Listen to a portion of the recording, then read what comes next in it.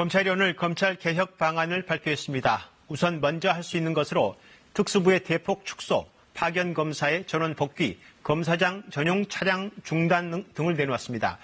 그동안 문제가 되어왔던 피의사실 공표와 공개 소환, 포토라인 등 검찰권의 행사 방식과 수사 관행 등에 대해서도 앞으로 과감하게 개선하겠다고도 했습니다.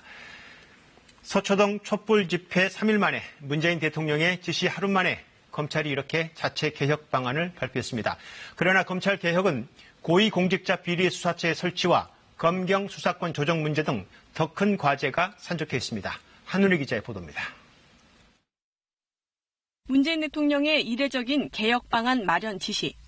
검찰권 행사의 방식이나 수사 관행, 또 조직 문화 등에 있어서는 개선이 부족하다는 지적이 많습니다.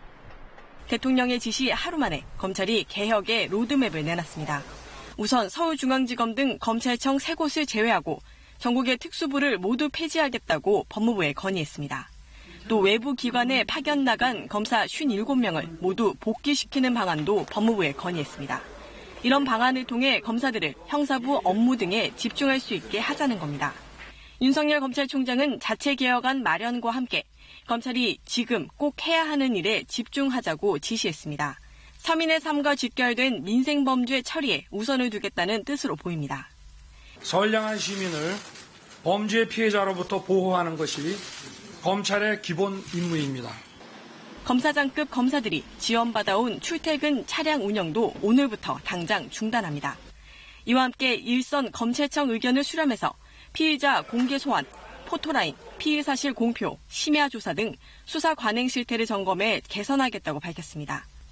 앞서 법무부 법무검찰개혁위원회도 검찰의 직접수사부서 대폭 축소를 1호 권고안으로 내놨습니다. 다만 조국 장관 일가 수사에 영향을 줄 수 있다는 지적에 따라 수사가 마무리된 뒤 추진하기로 했습니다. KBS 뉴스 한울입니다.